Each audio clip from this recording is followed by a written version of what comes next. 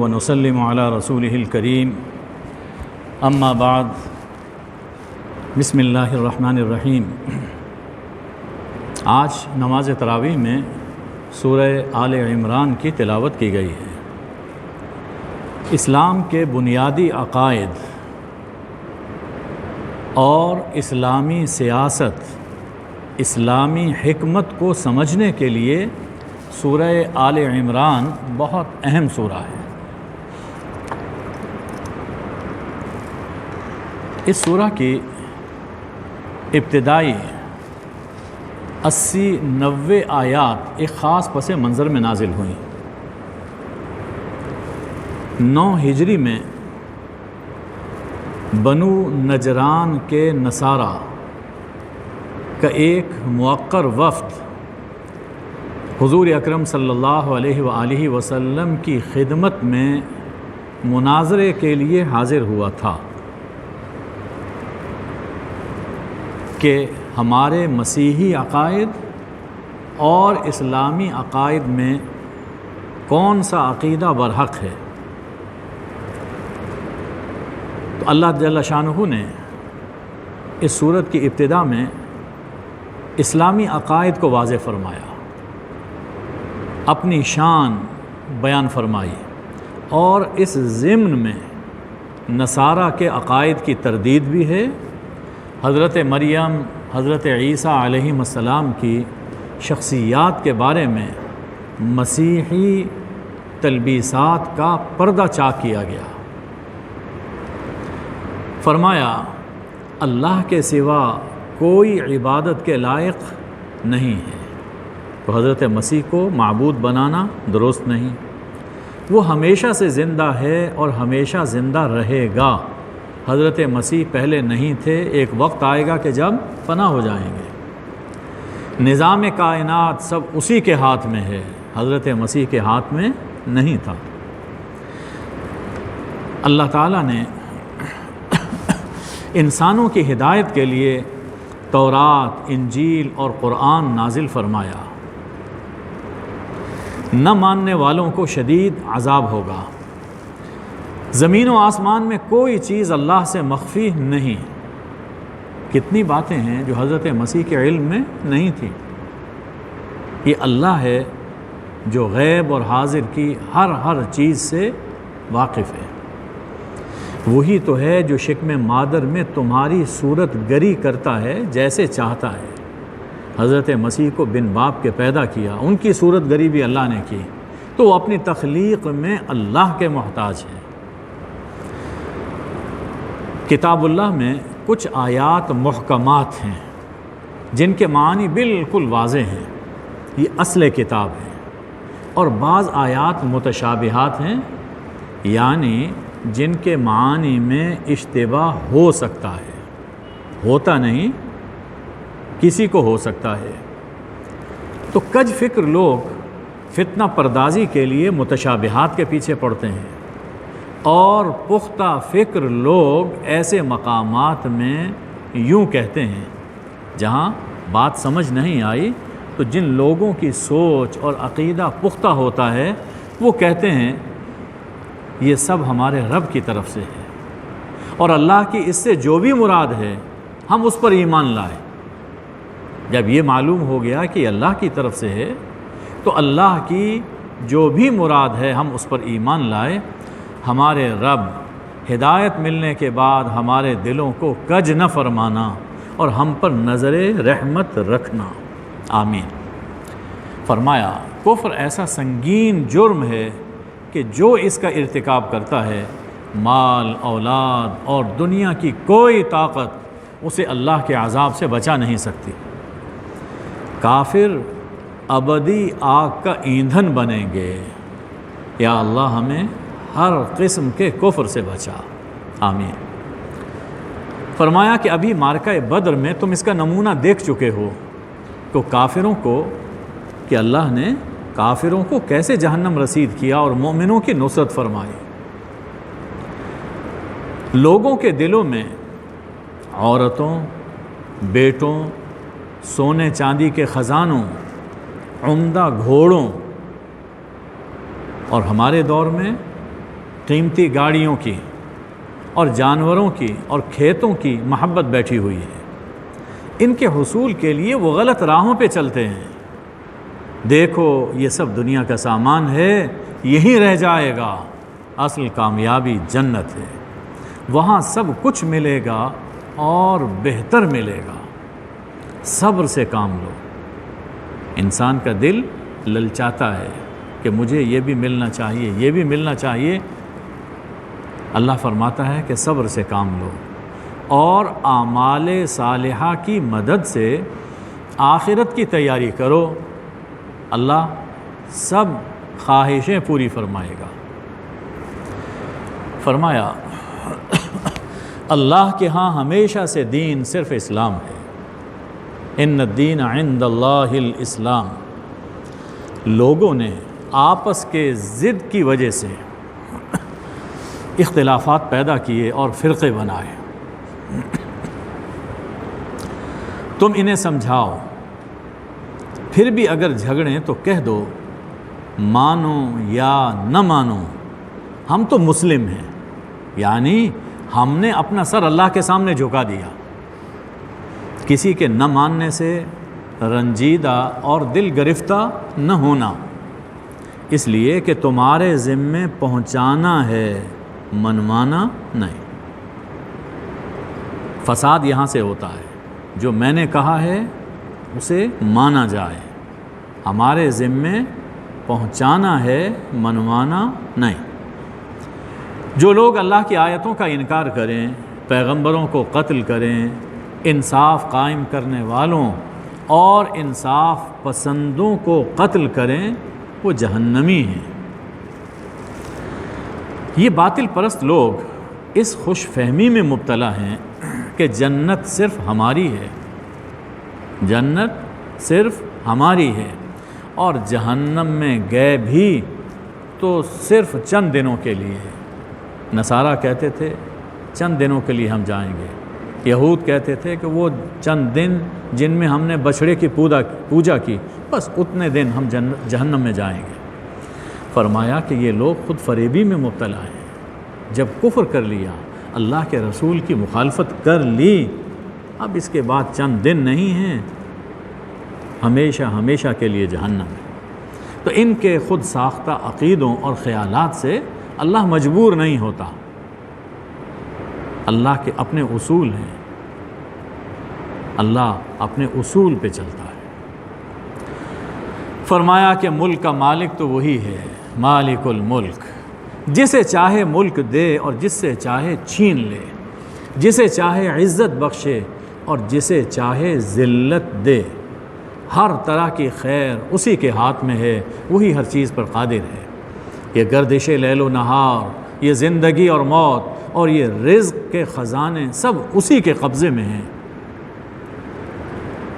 اس موقع پر ایک جملہ یاد رکھنا چاہیے، اس میں بہت سی کنفیوژن لوگ پیدا کر دیتے ہیں۔ یہ آیات اللہ کی قدرت کو بیان کر رہی ہیں، جسے چاہے عزت دے، جسے چاہے ملک دے، جسے چاہے ذلیل کر دے، جس سے چاہے ملک چھین لے، یہ اللہ کی قدرت کا بیان ہے۔ اللہ آزمائش کے لیے کافروں کو بھی دے دیتا ہے، فاسقوں کو بھی ملک دے دیتا ہے، یہ قدرت ہے، اس کی مشیت ہے، رضا کی علامت نہیں۔ کسی کو ملک کا مل جانا اور دنیا میں وجاہت حاصل ہو جانا، یہ اس بات کی علامت نہیں ہے کہ اللہ اس سے راضی ہے۔ اللہ کی رضا ان کے لیے ہے جو اللہ کو مانتے ہیں اور اللہ کی مانتے ہیں، باقی سب آزمائش ہے۔ فرمایا سنو، مومنوں کو کافروں سے دوستی نہیں رکھنی چاہیے، ورنہ اللہ کے عذاب سے بچنے کی کوئی ضمانت نہیں۔ دنیا میں تم پردے ڈال سکتے ہو، قیامت میں ہر چیز کھل کر سامنے آ جائے گی اور پھر یہ دوستیاں تمہیں لے ڈوبیں گی۔ سب معاملات ٹھیک ہوتے ہیں اللہ کی محبت سے، اور اللہ کی محبت حاصل کرنا چاہتے ہو تو اس کے محبوب صلی اللہ علیہ وآلہ وسلم کے نقش قدم پر چلو۔ ان کی صورت، ان کی سیرت اپناؤ، تو کیا ہوگا؟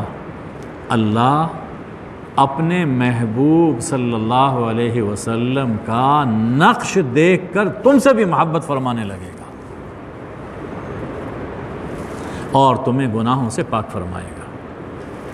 اس آیت سے یہ بھی معلوم ہوا کہ حضور اکرم صلی اللہ علیہ وآلہ وسلم اللہ کے محبوب اعظم ہیں، جن کی پیروی سے ایک عام آدمی اللہ کا حبیب بن جائے تو یقیناً وہ حبیب اعظم ہے۔ حضور اکرم صلی اللہ علیہ وآلہ وسلم نے خود فرمایا ہے کہ انا حبیب اللہ ولا فخر۔ اس کے بعد اللہ تعالیٰ نے مریم بنت عمران اور عیسیٰ ابن مریم علیہم السلام کے حالات بیان فرمائے اور ان حالات سے ہمیں اپنی اصلاح اور اپنے عمل کے لیے چند باتیں معلوم ہوتی ہیں۔ نمبر 1، اپنی ساری اولاد یا کسی ایک بچے کو دین کی خدمت کے لیے وقف کرنے کی نظر ماننا، یہ نظر ماننا کہ میرا یہ بچہ یہ دین کی خدمت کرے گا، دین کی خدمت کے لیے وقف ہے، یہ نظر ماننا اللہ کے یہاں بڑی قیمت رکھتی ہے، اللہ کی نظر میں اس کی بڑی وقت۔ جیسے نظر مان لی تھی حضرت عمران نے جی کہ جو بچہ ہوگا وہ محررن، ان کی والدہ نے کہا کہ محررن وہ آزاد ہے، یعنی دنیا کے سب کاموں سے اسے آزاد رکھا جائے گا اور وہ اللہ کے گھر کی خدمت کرے گا، اور بیٹی ہوئی۔ تو یہ نظر ماننا اس دور کے اندر یہ بڑا اہم ہے۔ ہمارے زمانے میں دینی علوم پڑھنے والے لوگ کم ہوتے جا رہے ہیں، خاص طور پر وہ لوگ جو اچھا ذہن رکھتے ہیں، انٹیلیجنٹ ہوتے ہیں، وہ نہیں آتے۔ اور مسئلہ کیا ہوتا ہے کہ ہم یہ پڑھ لیں گے، اس کے بعد ہماری روزی کا کیا بنے گا؟ کہیں جاب نہیں ملے گی، سب سے بڑا مسئلہ یہ ہے۔ تو ان کے وسائل معاش کا بندوبست کرنا اور اپنی اولاد کو یا کم از کم کسی ایک بچے کو جو انٹیلیجنٹ ہو دین پڑھانا، اللہ کے یہاں اس کی بڑی قدر و قیمت ہے۔ اچھے علماء اٹھتے جا رہے ہیں، اور وہ لوگ ابھی ہم کہتے ہیں کہ اس نے یہ کہا، اس نے یہ کہا، ذرا پوچھا تو کرو کہ انہوں نے کیا پڑھ رکھا ہے، کیا قرآن پڑھا، کبھی حدیث پڑھی؟ جو ادھر ادھر سے باتیں سنی ہوتی ہیں وہ کرتے ہیں مسجدوں میں، اور اس کے نتیجے میں پھر فساد ہوتا ہے۔ اور ہم یہ کہتے ہیں کہ علماء یہ کرتے ہیں، بھائی یہ علماء نہیں ہوتے، یہ علماء نہیں ہوتے۔ کہاں پڑھا، کب علماء کی تربیت میں رہے؟ تو اس لیے اپنے ذہین بچوں کو اس طرف لائیے، یہ عصر حاضر کی ضرورت ہے۔ 2، کئی بیٹیاں بیٹوں سے اعلیٰ اور افضل ہوتی ہیں۔ نظر تو مانی تھی بیٹے کی، نیت میں تو یہی تھا کہ بیٹا ہے، لیکن بیٹی ہوئی تو اللہ نے فرمایا کہ ہمیں یہ قبول ہے، فتقبلها ربها بقبول حسن۔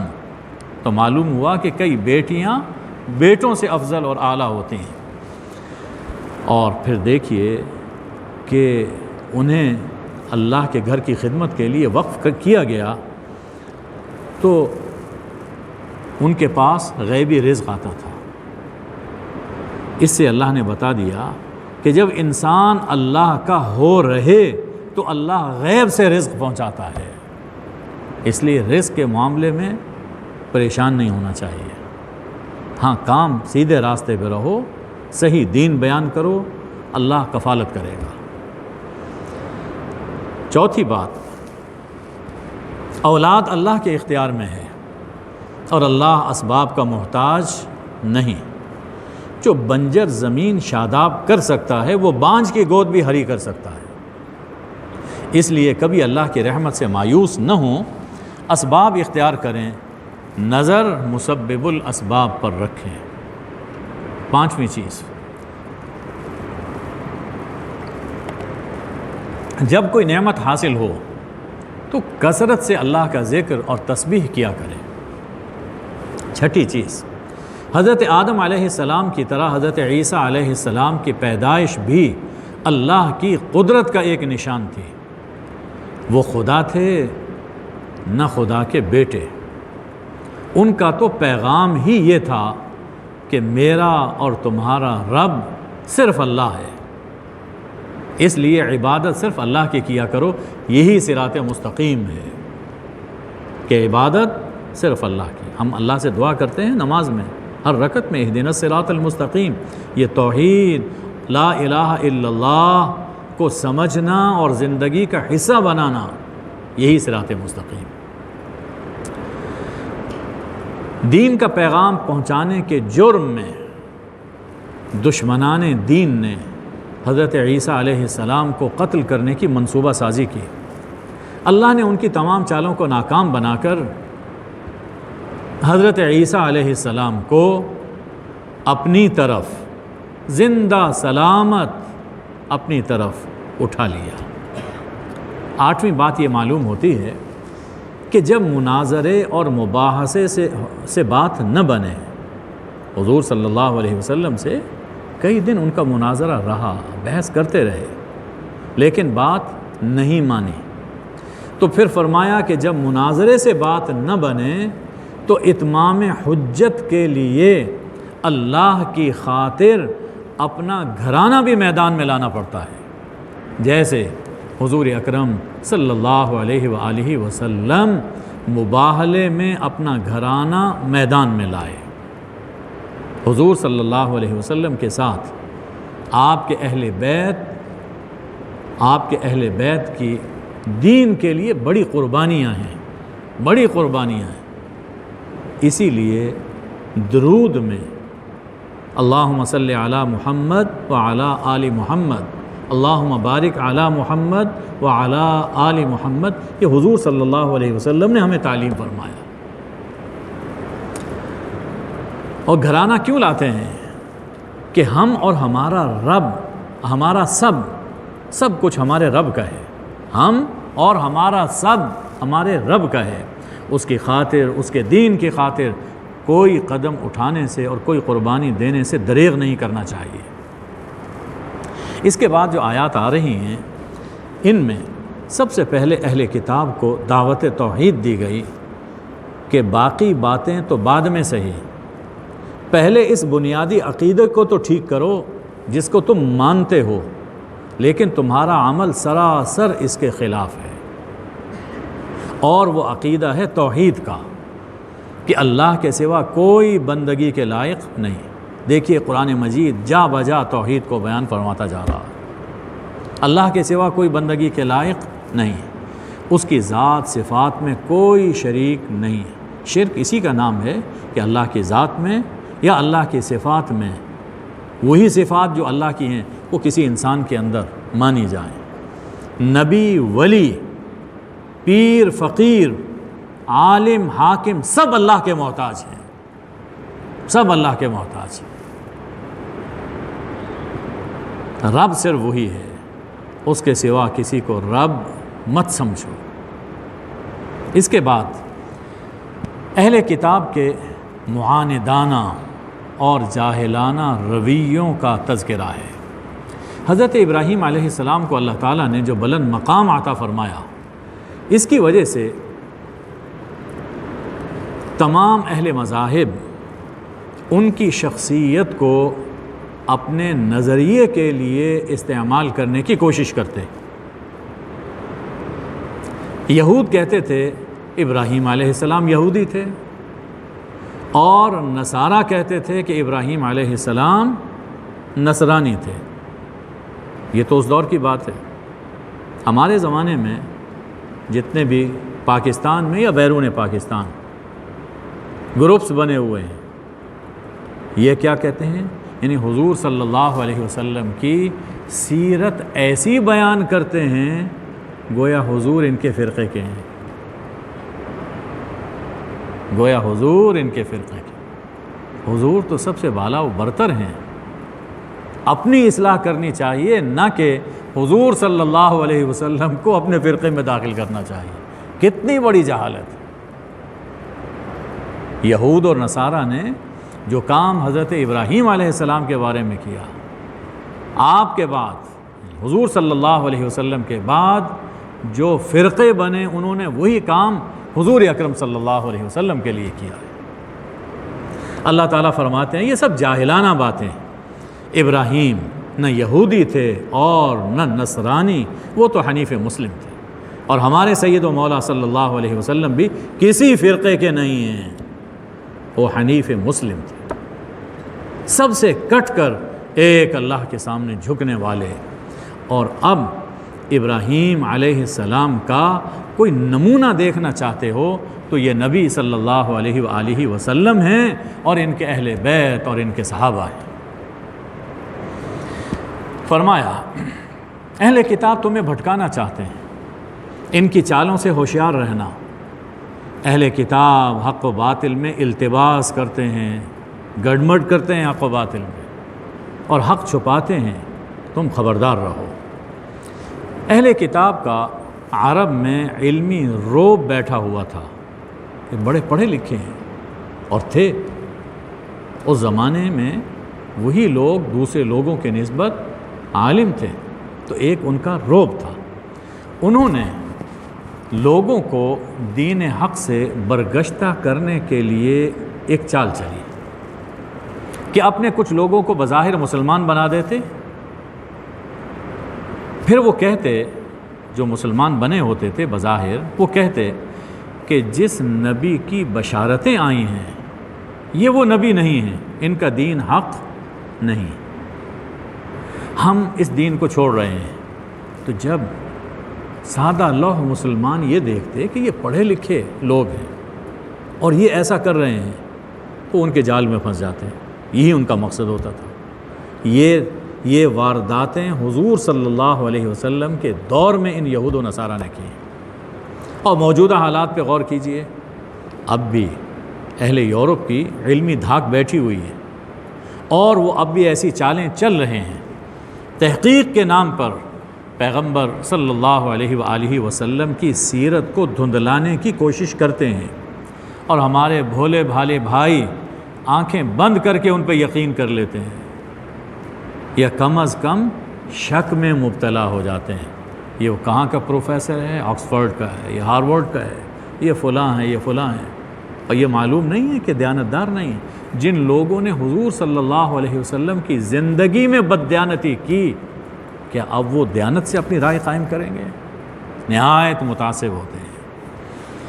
فرمایا کہ بعض اہل کتاب ایسے بھی ہیں جو دھوکے سے مسلمانوں کا مال ہتھیانہ اپنے لیے حلال سمجھتے ہیں۔ جو لوگ اللہ کے عہد پر دنیا کو ترجیح دیتے ہیں، آخرت میں اللہ ان سے نہ تو کلام رحمت فرمائے گا اور نہ نظر شفقت سے انہیں دیکھے گا، یہ محروم اور خالی ہاتھ اٹھیں گے۔ بعض اہل کتاب اللہ میں کچھ گھٹا بڑھا کر ایسے انداز اور لہجے میں پڑھتے ہیں کہ سننے والا دھوکہ کھا جاتا ہے، اور بات ان کی اپنی ہوتی ہے، کتاب اللہ کی نہیں ہوتی، لیکن جب بیان کرتے ہیں، پڑھتے ہیں، تو ایسا سننے والا یوں سمجھتا ہے کہ یہ بھی اللہ کا کلام ہے، بڑی ڈھٹائی سے کہتے ہیں یہ کتاب اللہ کا حصہ ہے۔ اگر یہ ان تحریفات کا نمونہ دیکھنا ہو تو جو موجودہ بائبل ہے اس کو دیکھ لیجئے، ہر ایڈیشن میں کوئی نہ کوئی فرق آپ کو نظر آئے گا۔ فرمایا کہ نبوت اللہ کا عطیہ ہوتی ہے، نبوت اللہ کا عطیہ ہے، کوئی ریاضت عبادت کرتے کرتے نبی نہیں بن سکتا، ولی تو بن سکتا ہے، نبی نہیں بن سکتا۔ اور نبی لوگوں کو کبھی اپنا عبد نہیں بناتا بلکہ ربانی بناتا ہے۔ نبی لوگوں کو یہ نہیں بناتا کہ تم میرے بندے بن جاؤ، بلکہ لوگوں کو اللہ کا بندہ بناتا ہے، ربانی بناتا ہے۔ ہمارے دور میں پیروں کو اس کا خیال رکھنا چاہیے۔ آپ دیکھتے ہیں کہ پیر مریدوں سے ایسی ایسی ڈیمانڈز کرتے ہیں کہ اللہ توبہ، یعنی یہ سمجھتے ہیں کہ ان کی زندگی موت کا مالک ہے۔ ہرگز نہیں۔ پیر خود بھی شریعت کا پابند پیر وہ ہونا چاہیے جو شریعت کا پابند ہے، اور اس کی بات نیک کاموں میں مانی جائے گی۔ جو شریعت کے خلاف باتیں ہیں ان میں کوئی کسی پیر کی پیروی نہیں کی جا سکتی۔ فرمایا کہ نبیوں اور فرشتوں کو ربانی اختیارات کا مالک سمجھنا کفر ہے۔ قرآن میں اللہ نے فرما دیا کہ جیسے اللہ کے پاس اختیارات ہیں، کسی نبی کے پاس، کسی فرشتے کے پاس بھی ویسے ہی اختیارات۔ یہ کفر ہے، سراسر کفر ہے۔ حضرت محمد صلی اللہ علیہ وآلہ وسلم تو ایسے عظیم الشان رسول ہیں جن پر ایمان لانے اور نصرت کرنے کا وعدہ اللہ نے نبیوں سے لیا ہے۔ اندازہ کیجیے آپ کے مقام، اور تم خوش قسمت ہو، ہم خوش قسمت ہیں کہ اللہ نے ہمیں حضور اکرم صلی اللہ علیہ وسلم کا امتی ہونے کا شرف عطا فرمایا۔ اس لیے دین محمدی کی نصرت اور اشاعت کے لیے تیار رہنا چاہیے، کمر بستہ ہونا چاہیے۔ اسلام کے سوا اللہ کے نزدیک کوئی دین قابل قبول نہیں ہے۔ راہ نجات صرف ایک رہی اور ایک ہی ہے، اور وہ اسلام کی راہ ہے۔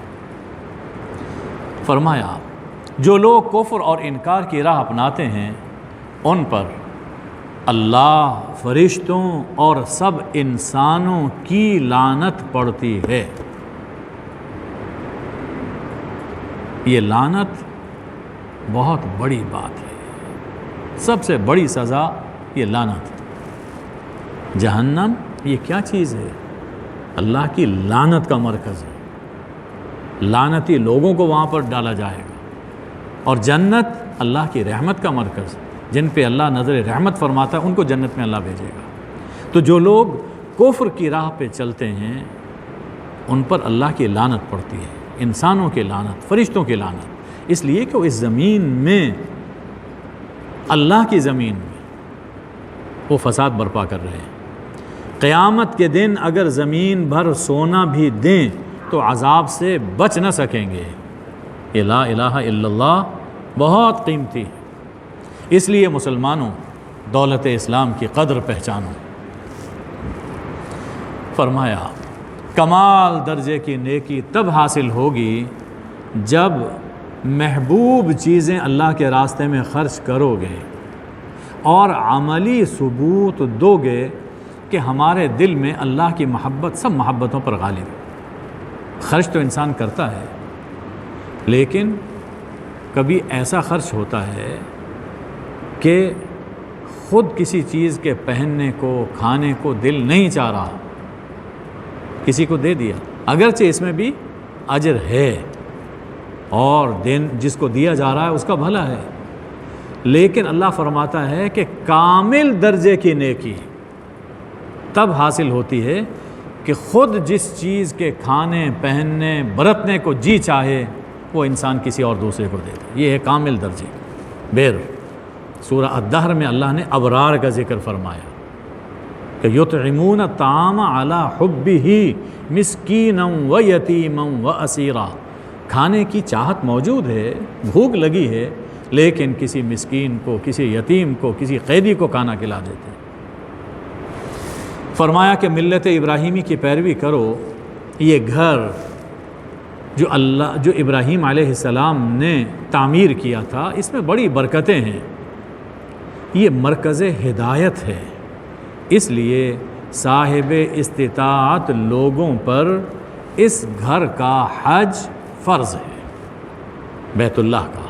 اللہ تعالی ہمیں بار بار اس گھر کی زیارت نصیب فرمائے، آمین۔ اہل کتاب اللہ کی آیات کا انکار کرتے ہیں، اللہ کے راستے میں رکاوٹیں کھڑی کرتے ہیں، شبہات پیدا کرتے ہیں۔ ایمان والو، تمہارے پاس کتاب اللہ بھی موجود ہے، رسول اللہ صلی اللہ علیہ وآلہ وسلم بھی موجود ہیں، اور اب آپ کے موجود ہونے کی کیا صورت ہے کہ قرآن ہے، آپ کی سیرت، آپ کی احادیث موجود ہیں۔ تمہیں ہدایت آفرین پیغام چھوڑ کر ان کی گمراہ کن باتوں پر کان نہیں دھرنے چاہیے۔ اگر ان کی اس طرح کی باتیں سنو گے تو خطرہ ہے کہیں تم بھی گمراہ نہ ہو جاؤ۔ یہ ہدایت ہے خاص طور پر ان لوگوں کے لیے کہ جنہیں اپنے دین کا پتہ نہیں ہے اور ادھر ادھر کے پروگرام اور مذاکرے وہ سنتے ہیں اور پھر شیطانی وسوسے ان کے دلوں میں رچ بس جاتے ہیں۔ ہاں، اپنا دین پڑھیے، اس کو سمجھیے، قرآن پڑھیے، سیرت پڑھیے، پھر سنیے، دیکھیے، پتہ چلے گا کہ سچ کیا ہے اور جھوٹ کیا ہے۔ اہل کتاب کے حالات کی روشنی میں مسلمانوں کو کچھ ہدایات دی جا رہی ہیں۔ فرمایا کہ ایمان والو تقوی کی زندگی اختیار کرو اور جان اسلام پر دو، یعنی ایسی زندگی بسر کرو جو اسلام کے مطابق ہو، تاکہ جب بھی جان لینے والا جان لینے آئے تو تم بندہ مسلم کے طور پر جی رہے ہو۔ کتاب اللہ کو مضبوطی سے تھامے رہو، فرقہ سازی نہ کرو، دعوت الی الخیر، امر بالمعروف اور نہی عن المنکر کا کام تمہارے معاشرے میں جاری رہنا چاہیے۔ فرقہ بازوں اور کتاب اللہ میں اختلافات ڈالنے والوں کے چہرے قیامت کے دن سیاہ ہوں گے۔ جو فرقہ بازی کرتے ہیں، اللہ کی کتاب میں تعویل کر کے اپنے فرقوں کی تائید تلاش کرتے ہیں، ایسے لوگوں کے چہرے قیامت کے دن سیاہ ہوں گے، کیونکہ دنیا میں ان کے کرتوت سیاہ تھے۔ مسلمانوں، اپنا مقام اور منصب پہچانو، تم بہترین امت ہو، تمہیں لوگوں کی خیر خواہی کے لیے پیدا کیا گیا، تمہیں چاہیے کہ نیکی کا حکم دیتے رہو اور بدی سے روکتے رہو۔ اہل کتاب اپنے کفر اور انبیاء کو قتل کرنے کی وجہ سے امامت سے معزول ہو چکے اور ذلت ان کا مقدر ہے۔ ہاں، کچھ لوگوں کے ساتھ مل ملا کر کچھ دنیاوی فائدے اٹھا لیں تو الگ بات ہے، جیسا کہ اس دور میں ہو رہا ہے۔ فرمایا اعمال کی جان ایمان ہے، اعمال کی جان ایمان ہے۔ کافر اس دنیا میں جو کچھ خیر خیرات کرتے ہیں، آخرت میں اس کی کوئی جزا نہیں ملے گی۔ ایسے لوگوں کو اللہ تعالیٰ دنیا ہی میں بھگتا دیتا ہے، چونکہ اعمال بے جان آخرت میں کچھ کام نہیں آئیں گے، اچھے اعمال۔ ایمان والو، غیروں کو اپنا رازدار نہ بناؤ، کافروں کو، یہود کو، نصارہ کو، ہندوؤں کو اپنا رازدار نہ بناؤ، وہ تمہیں خراب کرنے میں کوئی کسر نہ چھوڑیں گے۔ ان کی باتوں سے بغض ٹپکتا ہے اور دلوں میں جو کچھ چھپا رکھا ہے وہ کہیں زیادہ خطرناک ہے، کہیں زیادہ خطرناک ہے۔ تم ان کی محبت کے بھرے میں آ کر، ان کی باتوں میں، چکنی چپڑی باتوں میں آ کر ان سے محبت کرنے لگتے ہو۔ یاد رکھو، یہ تم سے ہرگز محبت نہیں کرتے۔ گزشتہ 15-20 سال کے حالات پر نظر ڈال لیجئے، ہم خود اسی عذاب سے گزرے ہیں۔ تنہا ہوتے ہیں تو غصے کے مارے انگلیاں کاٹ کاٹ کھاتے ہیں، تمہاری راحت سے جلتے ہیں، تمہاری تکلیف سے خوش ہوتے ہیں۔ یہ دیکھیے قرآن، یہ احوال وہ اللہ جو دلوں کا حال جانتا ہے وہ بیان فرما رہا ہے۔ ایمان والو، دگنا چوگنا سود مت کھاؤ، اللہ سے ڈرو۔ پھر فرمایا کہ وَاتَّقُوا النَّارَ الَّتِي أُعِدَّتْ لِلْكَافِرِينَ، اس آگ سے ڈرو، اس آگ سے بچو جو کافروں کے لیے تیار کی گئی۔ پہلے سود سے منع کیا، پھر فرمایا کہ اس آگ سے بچو جو کافروں کے لیے تیار کی گئی۔ سود خاروں کو جہنم میں ڈالا جائے گا، کیونکہ انہوں نے ضرورت مندوں کی زندگی جہنم بنا دی تھی۔ جو سود لیتے ہیں سودی کاروبار کرتے ہیں، ذرا دیکھا کیجئے کہ ان کا رویہ کیا ہوتا ہے۔ پرانے زمانے میں یہ ہوتا تھا کہ دھیلی دے کر حویلی لے لیتے تھے، اب بھی ایسا ہی حال ہے۔ تو انہوں نے لوگوں کی زندگی، ضرورت مندوں کی، غریبوں کی زندگی جہنم بنائی، تو اللہ تعالیٰ قیامت کے دن اس جہنم میں ڈالے گا انہیں جو کافروں کے لیے تیار کی گئی ہے۔ اور وہ جہنم یعنی گناہگاروں کی جہنم اور طرح کی ہے، کافروں کی، مشرکوں کی جہنم وہ اور طرح کی، اس میں بہت سخت سزا ہے۔ تو سود خاروں کے لیے وہ سزا ہے، وہ جہنم ہے جو کافروں کے لیے تیار کی گئی ہے، بہت بڑا جرم ہے۔ فرمایا کہ اللہ اور رسول صلی اللہ علیہ وآلہ وسلم کی اطاعت کرو، تم پر رحمتیں نازل ہوں گی، جنت کی طرف دوڑو۔ بڑی عجیب بشارت آ رہی ہے، دل پہ لکھ لیجئے، جنت کی طرف دوڑو۔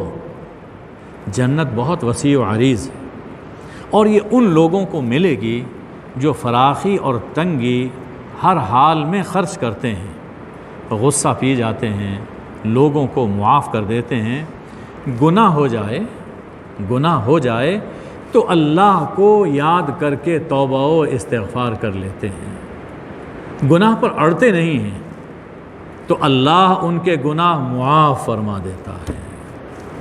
کتنی بڑی خوشخبری ہے، اس کی قدر کرنی چاہیے۔ فوراً کوئی گناہ ہو گیا، ہم سب گناہ گار ہیں، انسان ہیں، کوئی گناہ ہو جائے فوراً اللہ سے توبہ، اللہ سے معافی۔ اس کے بعد غزوہ احد کے پس منظر میں اللہ جل شانہ نے کچھ باتیں ارشاد فرمائیں۔ ان میں مسلمانوں کی ہمت افزائی کرتے ہوئے اپنی غلطیوں سے سبق حاصل کرنے کی تلقین ہے۔ ایک معاملہ تو بدر کا تھا، ایک معاملہ غزوہ احد کا تھا، تو اس میں سبق دیا گیا کہ اپنی غلطیوں سے تم نے کیسے سیکھنا ہے۔ ارشاد ہے، زمین میں گھوم پھر کر دیکھو، مکذبین انجام کار تباہ و برباد ہوئے، یہ بھی ہوں گے۔ تم سست نہ پڑو، غم نہ کھاؤ، آخری فتح تمہاری ہوگی، بشرطے کہ ایمان و یقین کے راستے پر گامزن رہے۔ بنیادی چیز کیا ہے؟ ایمان اور یقین، اور اس کے ساتھ ہمت۔ اللہ تعالیٰ کامیابی عطا فرماتا ہے۔ یہ جو کچھ ہوا، یعنی احد میں جو کچھ ہوا، اس میں تمہاری آزمائش تھی، تاکہ سچے اور جھوٹے عاشقوں کا پتہ چل جائے۔ اشارہ ہے منافقین کی جانب۔ مسلمانوں میں کتنے ہی منافقین تھے، ہم سمجھتے ہیں کہ شاید منافق دو چار نام جو ہمیں معلوم ہیں صرف وہی منافق ہیں، صحابہ میں گھسے ہوئے بہت سے منافقین تھے۔ آپ دیکھیے نا، 1000 کے ساتھ حضور صلی اللہ علیہ وسلم روانہ ہوئے تھے، اور کچھ ہی دور جا کر عبداللہ ابن ابی اپنے 300 آدمیوں کے ساتھ واپس چلا گیا۔ اب وہ 300 کون ہیں؟ ان کے نام ہمیں معلوم نہیں، اور بہت سے واقعات ہیں، ان کی بڑی تعداد تھی مدینے میں، مدینہ کے مضافات میں۔ فرمایا کہ دین ابدی ہے، انسان فانی ہے۔ محمد صلی اللہ علیہ وآلہ وسلم ایک رسول ہیں، آپ سے پہلے بہت سے رسول دنیا سے گزر گئے، تو کیا محمد الرسول اللہ صلی اللہ علیہ وآلہ وسلم اگر دنیا سے چلے جائیں تو تم دین سے پھر جاؤ گے؟ نہیں، تمہیں دین کا کام آگے بڑھانا ہے۔ تم سے پہلے مجاہدین پر بھی ایسی مصیبتیں آئیں، لیکن وہ نہ گھبرائے نہ سست ہوئے۔ تمہیں بھی حوصلہ قائم رکھنا چاہیے اور اللہ سے دعا کرتے رہنا چاہیے، ہمت اور اللہ سے مدد کی دعا۔ ایمان والو، ہم تمہیں پھر یاد دلا رہے ہیں کہ کافروں کا کہنا نہ ماننا، ورنہ نقصان اٹھاؤ۔ دیکھیے اللہ جل شانہ بار بار یہ بات ارشاد فرما رہے ہیں کہ ان کافروں کا کہنا نہ ماننا ورنہ نقصان اٹھاؤ گے۔ تم ڈٹے رہو گے تو ہم کافروں کے دل میں تمہارا رعب ڈال دیں گے۔ یہ مشرک ہیں، اور مشرک کبھی بہادر نہیں ہوتا۔ تمہیں اس جنگ میں نقصان، باہم نزاع اور دنیا کی محبت کی وجہ سے اٹھانا پڑا۔ آئندہ زندگی میں ایسی غلطیوں سے محتاط رہنا۔ موت سے کیوں ڈرتے ہو؟ موت کا وقت اور مقام متعین ہے۔ گھر موت سے بچا نہیں سکتے۔ جب موت کی گھڑی آتی ہے تو انسان گھر سے نکل کر قتل گاہ تک پہنچ جاتا ہے۔ کتنے واقعات ہیں ہماری زندگی میں ہمارے سامنے گزرتے ہیں۔ اس لیے ہمت اور استقلال کے ساتھ جہاد کرو۔ شہید ہونے والوں کے بارے میں ایسی باتیں نہ کیا کرو کہ اگر وہ ہمارے پاس یہاں رہتے تو نہ مرتے۔ ایسی باتیں نہ کیا، یہ منافقانہ سوچ ہے۔ جس نے جب جہاں جس طرح مرنا ہے وہ اللہ کے ہاں لکھ دیا گیا ہے، تو کوئی اچھے انداز میں اس دنیا سے رخصت ہوتا ہے کہ بڑے اعزاز کی بات ہے۔ مسلمانوں کے امیر کو چاہیے، اس سے پہلے فرمایا کہ اللہ کے راستے میں مرنے والوں کو مغفرت اور رحمت کا انعام ملتا ہے۔ مرنا تو تم نے بھی ہے، منافقین سے خطاب ہے، مرنا تو تم نے بھی ہے، تمہیں کیا ملے گا؟ پھر فرمایا کہ مسلمانوں کے امیر کو چاہیے کہ وہ باہم معاملات مشورے سے طے کرے۔ دیکھیے حضور صلی اللہ علیہ وسلم کو یہ بات فرمائے، وشاورہم فی الامر۔ اگرچہ غلطی ہو گئی لیکن ہیں تو مخلص نا، ہیں تو آپ کے وفادار، ان سے مشورہ کریں۔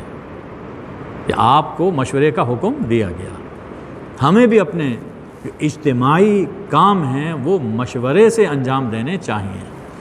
اور امیر پھر جب کسی کام کا عزم کر لے تو اللہ پر بھروسہ کرے، اس لیے کہ کام بنانے والا تو اللہ ہے۔ اللہ اگر تمہاری مدد فرمائے تو کوئی تمہیں ہرا نہیں سکتا، اور اگر اللہ تمہیں ہرائے تو کوئی تمہیں جتا نہیں سکتا۔ مدد صرف اللہ کی طرف سے۔ اللہ نے تم پر بڑا احسان کیا۔ اللہ نے، دیکھیے اس مقام پر اللہ اپنا احسان جتا رہا ہے۔ اللہ نے تم پر بڑا احسان کیا کہ ایسا عظیم الشان رسول، ایسے عظیم الشان رسول صلی اللہ علیہ وآلہ وسلم تم میں بھیجے۔ کیسے رسول ہیں؟ جو تمہیں اللہ کی آیات پڑھ پڑھ کر سناتے ہیں، تمہارا تزکیہ نفس کرتے ہیں، اور تمہیں کتاب و حکمت کی تعلیم دیتے ہیں۔ یہ 3 فریضے ہیں جو اللہ نے اپنے رسول صلی اللہ علیہ وسلم کو بیان فرمائے۔ اور حدیث میں ہے کہ العلماء ورثۃ الانبیاء، علماء انبیاء کے وارث ہیں۔ تو علماء کی بنیادی یہی 3 ذمہ داریاں ہیں: اللہ کی کتاب لوگوں کو سنائیں، تزکیہ نفس کریں، اور کتاب و حکمت کی تعلیم دیں۔ یہ بنیادی فرائض ہیں علماء کے۔ فرمایا کہ اس نعمت کی قدر کرو، کتاب اللہ کی اور صاحب کتاب صلی اللہ علیہ وآلہ وسلم کی۔ اس سے بڑی دنیا میں اور کوئی نعمت نہیں۔ اللہ کے راستے میں مرنے والوں کو مردہ خیال نہ کرو، وہ تو زندہ ہوتے ہیں اور رب کے یہاں رزق پاتے ہیں۔ مومنین کی شان یہ ہے کہ جب خطرناک حالات سے دوچار ہوتے ہیں اور دشمنوں کی طاقت کی خبریں سنتے ہیں تو پورے یقین سے کہتے ہیں حسبنا اللہ و نعم الوکیل، ہمارے لیے اللہ کافی ہے اور وہ خوب کارساز ہے۔ یہ لوگ جو کافرانہ نظام کو فروغ دینے کے لیے مارے پھرتے ہیں، غم نہ کھاؤ، یہ اللہ کے دین کو کوئی نقصان نہیں پہنچا سکتے۔ دین محفوظ ہے، دین باقی رہنے کے لیے آیا اور باقی رہے گا۔ یہ لوگ خود تباہ اور ذلیل و خوار ہوں گے۔ اللہ جو ان کی رسی دراز کر رہا ہے، ذہن میں سوال تو آتا ہے نا کہ ان کو کیسے، اتنا کچھ ان کو کیسے دیا جا رہا ہے؟ اللہ فرماتا ہے کہ ہم ان کی رسی انما نملی لہم، ہم ان کی رسی دراز کر رہے ہیں۔ تو اس پر خوش نہ ہوں، اس سے ان کی فرد جرم میں اضافہ ہو رہا ہے، اور جب اللہ رسی کھینچے گا تو رسوا ہو جائیں گے۔ جو لوگ جہاد اور اللہ کے راستے میں خرچ کرنے سے بخل کرتے ہیں، یہ ان کے لیے بہتر نہیں ہے۔ بخل کرتے ہیں، یہ ان کے لیے بہتر نہیں ہے۔ قیامت کے دن یہی مال، حدیث میں آتا ہے کہ اژدہے کی شکل میں ان کے گلے کا طوق بن جائے گا۔ یہ مال جس کی زکوٰۃ نہیں دی گئی، جسے ضرورت کے موقع پر خرچ نہیں کیا گیا، یہ گلے میں طوق بن جائے گا اژدہا بن کر، اور کہے گا کہ انا کنزک، ڈسے گا انا کنزک انا مالک، میں تیرا خزانہ ہوں، میں تیرا مال ہوں۔ مال سمیت سب کائنات کا مالک تو اللہ ہے، مال سمیت سب کائنات کا مالک اللہ ہے، ہم تو امین ہیں، تو امانت لوٹانے میں بخل کیوں کرتے ہو؟ تمہارا تو نہیں ہے تو اللہ کا۔ فرمایا جو لوگ اللہ تعالیٰ کی شان میں گستاخی کرتے ہیں، انبیاء کو قتل کرتے ہیں، ان کی تعلیمات کو مسخ کرتے ہیں اور اہل دین کا دل جلاتے ہیں، قیامت کے روز خود جہنم کی آگ میں جلیں گے۔ تو اس دنیا میں دوسروں کا دل جلاتے ہیں، قیامت کے دن خود جہنم کی آگ میں جلیں گے۔ انسان ہمیشہ اپنے کیے کی سزا پاتا ہے، انسان ہمیشہ اپنے کیے کی سزا پاتا ہے۔ اللہ کبھی بندوں پر ظلم نہیں فرماتا۔ جن لوگوں نے نہ ماننے کی ٹھان رکھی ہو وہ بڑے سے بڑا نشان دیکھ کر بھی نہیں مانتے۔ اہل دین کو تکذیب و انکار سے گھبرانا نہیں چاہیے، لوگ بات نہیں مانتے، لوگ بات نہیں سنتے، جھٹلاتے ہیں، اس سے گھبرانا نہیں چاہیے۔ رسولوں کو بھی تو جھٹلایا گیا، ہم لوگ کیا رسولوں سے بڑے ہیں؟ ہر شخص کو موت کا مزہ چکھنا ہے، پورا اجر تو قیامت کو ملے گا۔ جو جہنم سے بچ کر جنت میں داخل ہو گیا وہ کامیاب ہے۔ یہ دنیا کی زندگی دھوکے کا سامان ہے، اس میں الجھ نہ جانا، یہ دھوکے کا سامان، رول گولڈ ہے، آرٹیفیشل ہے، اس میں الجھ نہ جانا۔ کیا ہے تو نے متاع غرور کا سودا، فریب سود و زیاں، لا الہ الا اللہ۔ مال اور جان میں تمہاری آزمائش ہوگی، مال اور جان میں تمہاری آزمائش ہوگی۔ دشمنان اسلام، یہود، نصارہ اور مشرکین کی باتوں سے تمہیں ذہنی اذیت اٹھانا پڑے گی۔ تو ایسے جاں گسل حالات میں عہدہ برا ہونے کا ایک ہی نسخہ ہے، صبر اور تقوی، صبر اور تقوی۔